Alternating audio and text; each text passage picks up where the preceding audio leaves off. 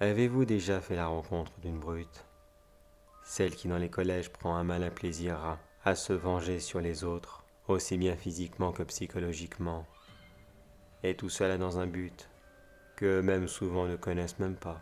L'une d'entre elles un jour a voulu montrer à quel point elle était encore supérieure aux autres, en voulant visiter un cirque abandonné qui avait été découvert non loin de sa ville, il y a de cela quelques mois maintenant. Mais bien sûr, vous imaginez que pour prouver sa grande puissance, il fallait bien des photos et des vidéos pour prouver son acte. Mais il ne pouvait quand même pas s'amuser à prendre la photo, tout en tenant l'appareil en même temps.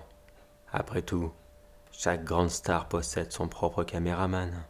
Alors il choisit l'une de ses victimes préférées, qui bien sûr n'avait pas envie d'y aller. Mais avec quelques coups de poing bien placés, n'importe qui change rapidement d'avis. C'est ainsi que les deux jeunes décidèrent de visiter ce mystérieux cirque en pleine nuit, afin de rajouter encore plus de challenge et être sûr que tout le monde l'admire au plus haut point.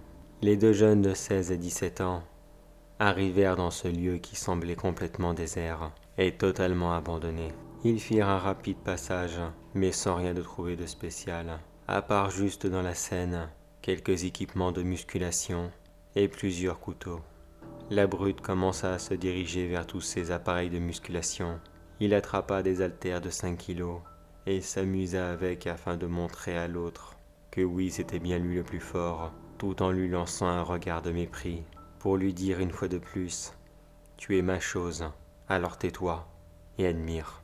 Mais cette fois-ci, sa victime ne réagissa pas de la même façon. Au lieu de se taire et de continuer la sale besogne, il le regarda droit dans les yeux et lui dit « Tais-toi maintenant, j'en ai marre de ta gueule ». La brute, surpris, fit tomber lourdement l'haltère sur le sol. Il avança vers lui et commença à brandir le poing afin de lui faire regretter ses paroles. Mais il n'eut pas le temps de le faire, car un clown très étrange venait de faire son apparition juste derrière la victime, que nous appellerons Jean. Le clown était là à faire des grands sourires à la brute et à lui faire un signe de négation avec le doigt, afin de lui faire comprendre que non, il ne devait plus le frapper. C'était fini, son règne de despote touchait enfin à son terme, et il en était grand temps. Bloquée par une force invisible, la brute tomba lourdement sur le sol et ne pouvait ni appeler à l'aide, ni même bouger le moindre muscle. Il était complètement à la merci de Jean et de ce clown maléfique qui ne cessait de les regarder et de sourire. De son côté, Jean avança lentement vers la brute et ramassa l'un des couteaux qui se trouvait au milieu de la scène.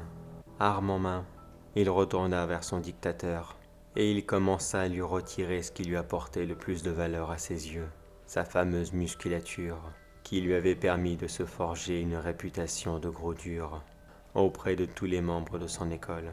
Il commença par lui couper les biceps et les triceps des bras, alors que celui-ci ne pouvait toujours pas bouger, mais ressentait bien la douleur et hurlait intérieurement. Puis ce fut le tour des jambes. Il lui retira les mollets, puis les cuisses, afin de terminer sur le torse pour lui découper ses abdos et ses pectoraux. Jean prit tout son temps. Il savoura chacun de ces moments à voir cette brute souffrir, comme lui et tous ses camarades avaient souffert depuis tant d'années.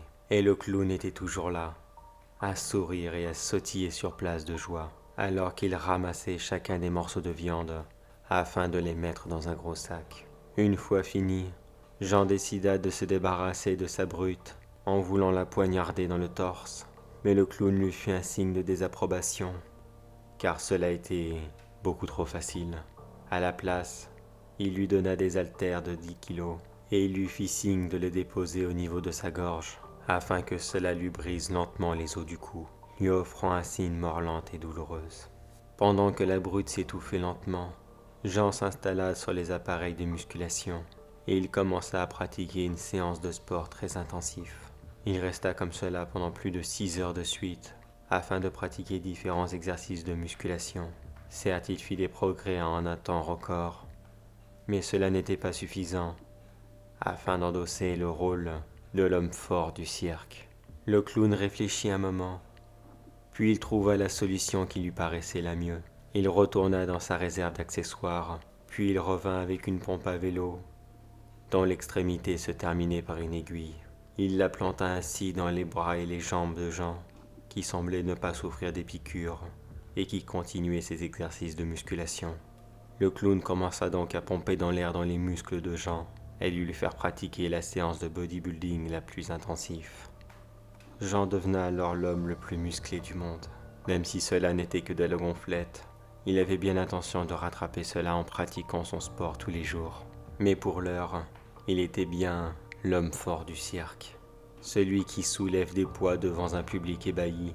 Mais Jean ne pouvait pas rester au milieu de la scène, car le clown attendait d'autres visiteurs, et le cirque devait bientôt repartir. Alors il le conduit à l'une de ses loges, qui avait tout l'équipement nécessaire pour qu'il pratique ses séances.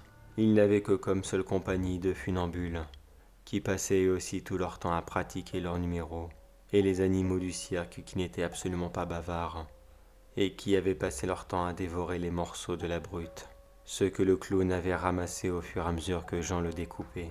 Bien sûr, le clown avait découpé le reste, afin de nourrir toute la troupe, car tout le monde doit prendre une pause pour manger.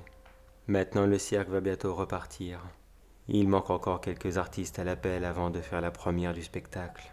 Mais s'il est sûr d'une chose, c'est que sa petite troupe grandit à vue d'œil, et qu'il est totalement satisfait de son cirque des monstres.